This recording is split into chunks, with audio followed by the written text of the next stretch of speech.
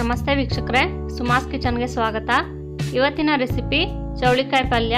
ಅದಕ್ಕೆ ಬೇಕಾಗಿರೋಂಥ ಇಂಗ್ರೀಡಿಯೆಂಟ್ಸು: ಅರ್ಧ ಕೆಜಿಯಷ್ಟು ಚೌಳಿಕಾಯಿ, ಹಸಿಮೆಣಸಿನ್ಕಾಯಿ ಪೇಸ್ಟು 1 ಚಮಚ, ಸಾಸಿವೆ 1 ಚಮಚ, ಬೇಳೆ 1 ಚಮಚ, ಕಡಲೆಬೇಳೆ 1 ಚಮಚ,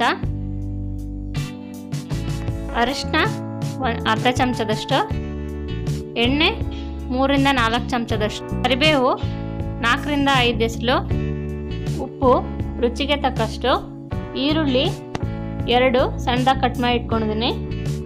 ಇದು ಕುರುಶಣಿ, ಇದನ್ನು ಪುಡಿ ಮಾಡಿ ಇಟ್ಕೊಂಡಿದ್ದೀನಿ ಐಸಾಗಿ. ಮೊದಲನೇದಾಗಿ ಬಾಣಲಿಗೆ ಎಣ್ಣೆ ಹಾಕ್ಕೋಬೇಕು. 1 ಚಮಚದಷ್ಟು ಸಾಸಿವೆ, ಉದ್ದಿನಬೇಳೆ, ಕಡಲೆಬೇಳೆ, ಮೆಣಸಿನ್ಕಾಯಿ, ಹಸಿಮೆಣಸಿನ್ಕಾಯಿ, ಈರುಳ್ಳಿ, ಕರಿಬೇವು, ಇದು ಹೊಂಬಣ್ಣ ಬರಬೇಕು ಈರುಳ್ಳಿ, ಅರ್ಧ ಚಮಚದಷ್ಟು ಸಕ್ಕರೆ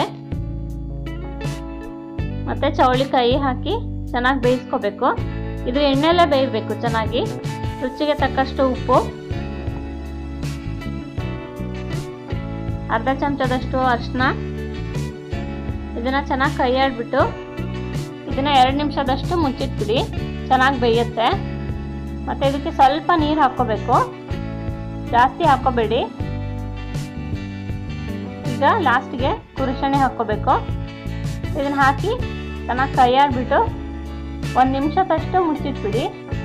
ಸಣ್ಣ ಉರಿ ಮಾಡಿ ಬೇಯಿಸ್ಕೊಳ್ಳಿ. ಈಗ ನೋಡಿ ಆಗಿದೆ. ಇದನ್ನು ಒಂದ್ಸಲಿ ಕೈ ಆಡ್ಬಿಡಿ.